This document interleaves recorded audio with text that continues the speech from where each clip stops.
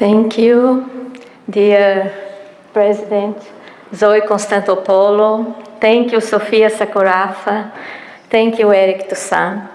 And thanks to everyone who is collaborating and participating on this such important initiative, not only for Greece, for the world. Well, the first step of a debt audit is the document analysis. So, since I arrived here in Greece, I've been fully at disposal of the True Committee and dedicated my time to read word by word the agreements that are ruling the Greek debt since 2010. They are written on a very confused way, illogical sequence, and some parts of the text are missing. As I started to summarize the main ideas in each paragraph, some mechanisms started to show up, as I'm going to present you. This is a preliminary work, I must say, because we are based on texts found on official web pages. So far, we have not received the signed complete copies. But the copies we found in official web pages could already show the main steps inserted on these agreements. Everyone knows, since 2010, the banks were the ones who got bailout, not Greece. The analysis of the mechanisms show how this was done. The revelation of the mechanisms show how the majority, almost all borrowed funds went straight to the banks, transferred to financial institutions instead of Greece. The mechanisms use complex tools and manners to hide and obscure the real functioning and the real purpose of the agreements. In these 15 minutes I have, I will be able to give you only an idea of such mechanisms, but they are better summarized in our report. And I also will give you, Eric, Sophia, and President Zoe, a complete copy of all work I've been developing to figure out those mechanisms. I really hope this work will be useful for this Parliament and for Greek government, especially in this time, to face the illegal and illegitimate system that is submitting Greece. No other country in the world has a better condition and a better chance to do it right now. And if Greece faces the system, Greece will enforce its role and its symbol for ethic values, right, and democracy, references that are so significant for humankind. Well, the first mechanism, the first aspect I must highlight is that the set of agreements we studied were not a Greek initiative. Those agreements were organized by the Troika, the European Commission, the ECB, and the IMF. They didn't benefit Greece, but they provided the tools for the generation of a great amount of debts toward bilateral creditors, towards EFSF, besides the creation of other liabilities and obligations, and abusive costs. All costs are borne to Greece. They deepened the debt crisis. At the same time, those agreements provided the acceleration of the privatization in Greece and enabled the transformation of public assets on ways for paying debts. All these agreements analyzed were attached to the memorandums that so destructively affected Greeks' economy and people's life. The first mechanism I'll present is under the so-called bilateral agreement. The mechanism inserted on the bilateral agreement was hidden. It was hidden on an annex where we found another agreement. So inside an annex, there was another new agreement. This new agreement allowed the transformation of a bondholder in a new party on the agreement. A bondholder could receive the funds lent by the bilateral creditors, the 14 European countries and the German bank, the KfW. Because we must notice that Germany is not a party on the loan agreement. The bank, KfW, is a party on behalf of Germany.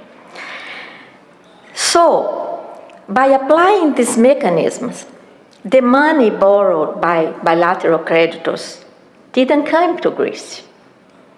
How could this happen? The mechanism used an account opened in the ECB for processing payments related to the agreement.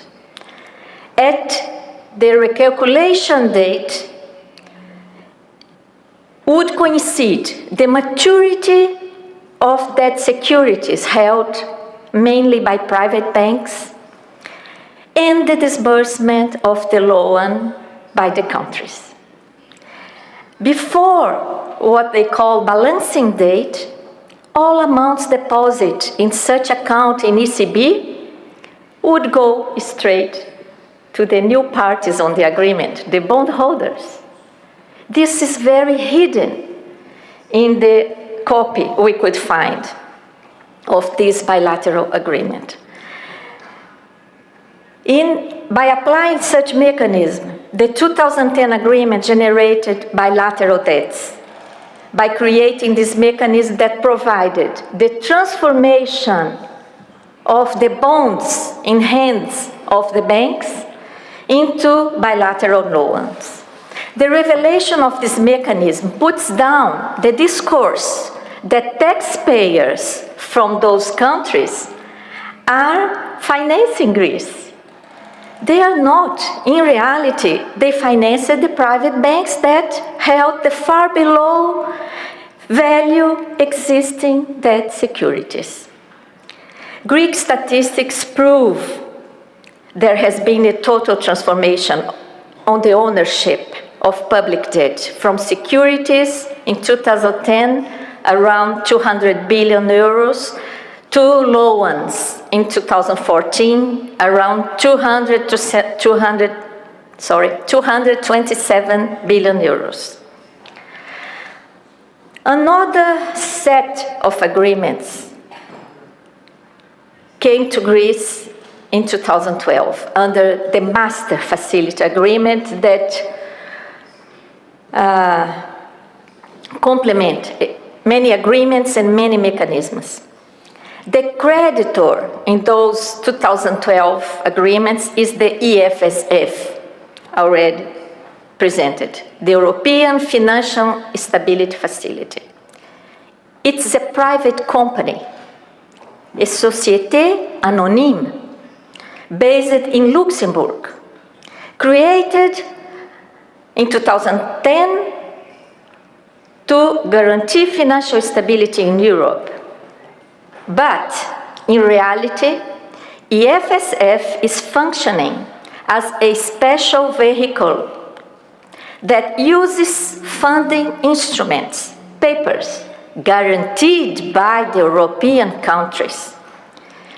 These guaranteed papers end up supporting private banks. At the same time, the toxic assets the banks had are being addressed to public sector. We can see that on the Bank of Greece off-balance sheets. The creation of EFSF was an imposition of IMF, which gave to EFSF a support of 250 billion euros. This would be illegal, but IMF chose exchange its own statute to allow this. The EFSF could delegate the management of all funding activities. The board of directors could delegate their functions. The member states could delegate the decision-making related to the guarantors to the Eurogroup working group. At that time, such working group didn't even have a full-time president. In fact, the German Debt Management Agency is providing support to EFSF. This information is in the website of EFSF.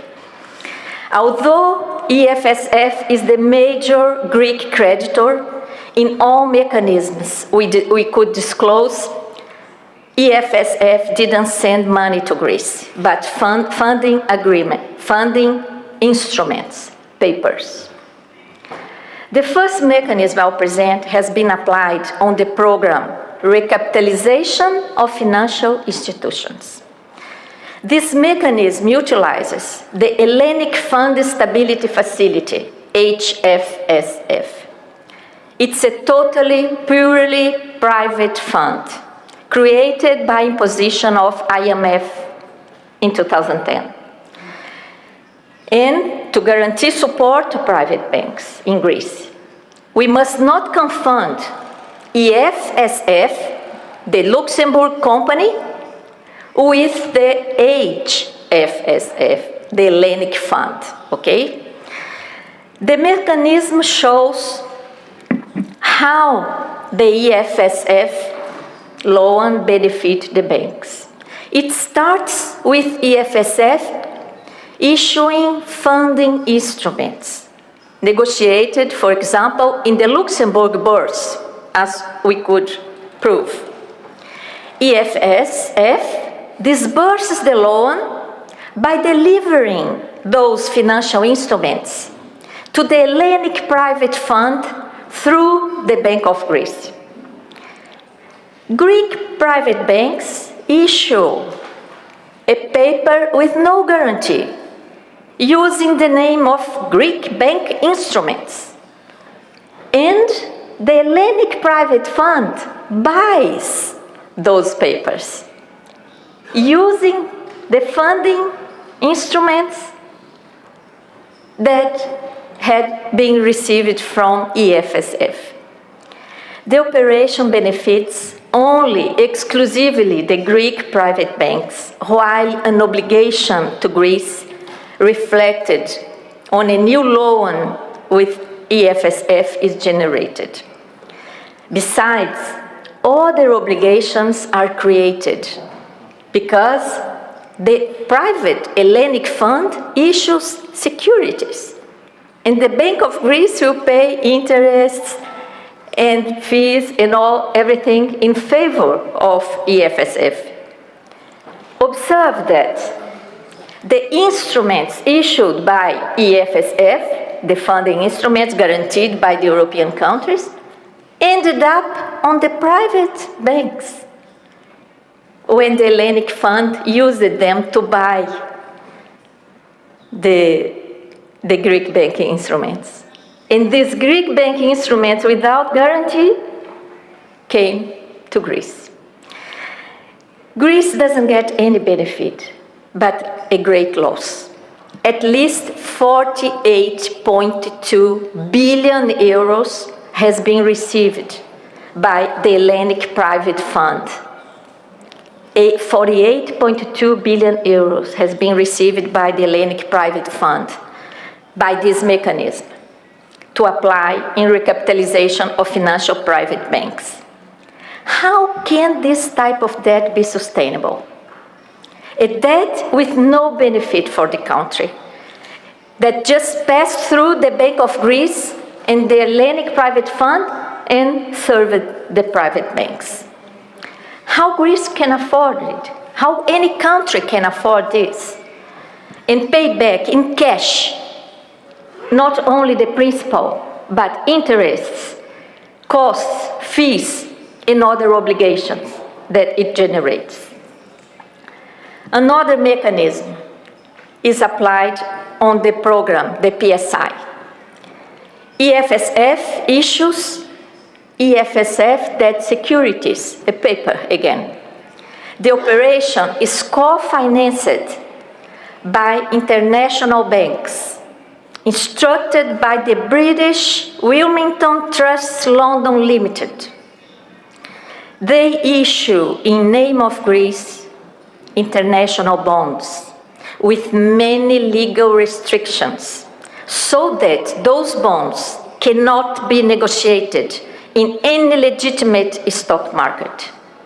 They don't obey the SEC and the international rules for state sovereign bonds. They use the name of new Greek bonds for these international restricted bonds that could be issued on an amount up to 70 billion euros. These instruments, the EFS instruments and the international bonds, are utilized together to exchange existing debt securities obligations under the PSI program, generating financial damage not only to Greece, but generating a new debt towards EFSF. It's important to highlight that at the same time some small creditors suffered the haircut, as Leonidas Vatikiotis just told us. The PSI represented a great profit for international investors. Another mechanism is about the buyback of those international restricted bonds. The buyback program was about these international Greek restricted bonds. Greece bought those bonds back, generating more debts towards EFSF. And this buyback operation has the participation of the ECB. So more obligations towards ECB are generated in this mechanism. Through this mechanism, that also took an expanding automatic course, because the agreements introduced the rollover, the refinancing, the renewing, the recycling of previous operations. Which interests this mechanism serve? Again, only the private sector. As I told, the agreements also accelerated the privatization process. We know the ownership of strategic assets and profitable public enterprises has always been the prime objective of the elite private sector.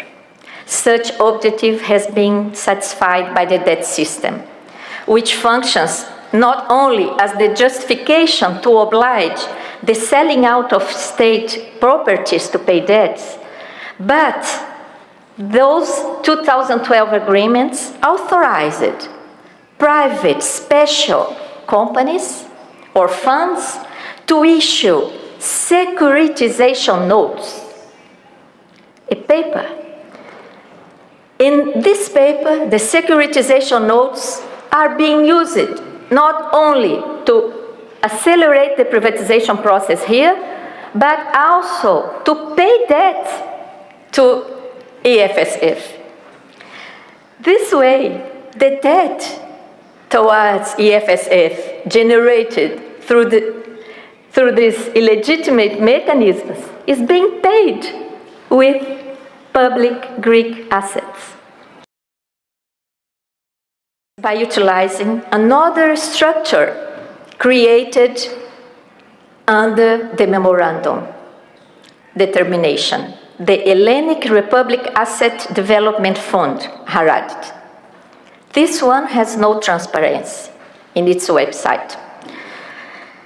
But we could find out the securitization notes are structured over shares in state-owned companies, land and buildings, natural gas storage rights, economic rights, voting rights, or other assets or rights which would be privatized. So, at the end, the securitization notes accelerated the privatization process, and Greece state assets are transformed into a payment method to EFSF. After analyzing those mechanisms and certain the agreements, what Greece really owns? This is the question. What Greece really owns? Greece didn't benefit from those agreements. They served private sector. They generated a current outstanding debt of 183 billion euros towards bilateral creditors and EFSF. Besides, they created other liabilities, abusive costs, and accelerated the privatization process. They submit Greece to abusive clauses, governance under English law, English court, where Greek constitution has no value, is not considered. They represent humiliation and lack of sovereignty, a tremendous damage to Greece and the population due to the immeasurable cost submitting the country that represents so much for humanity. Greece has counted on a private advisor for such disastrous negotiations. The agreements mandate Greece to have a legal private advisor. It was the Cleary, Gottlieb, Steen, and Hamilton. This firm is very known in Latin America for its advice on the transformation of odious and lapsed external debt into new bonds under the Brady Plan. This Brady Plan represented a disaster for many Latin American countries, as have been proven during the official audit debt in Ecuador and the parliamentarian investigation we had in Brazil. These preliminary findings demonstrate the importance of further investigations and audit procedures over these mechanisms. We must denounce this debt system. We've had enough of exploitation from national and international financial sector, submitting our countries and our peoples. It's time for the truth to prevail. The time to put human rights, democracy, and ethic values over all lower interests. And this task is a Greek task. I offer this work for you. Thank you.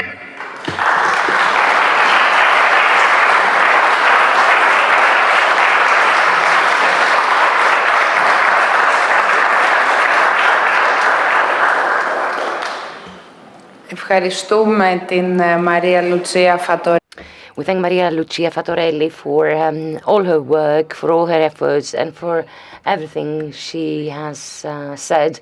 And I would like to particularly thank her for the way in which she spoke about Greece the other day during the hearing of the former representative to the IMF, Mr. Roumeliotis, when she, in the most illustrative manner, decoded what it means as a symbol and symbolism, what Greece means as a symbol and symbolism, its identification with the democracy, the reference to democracy, reference to value of democracy, and the symbolism of killing democracy.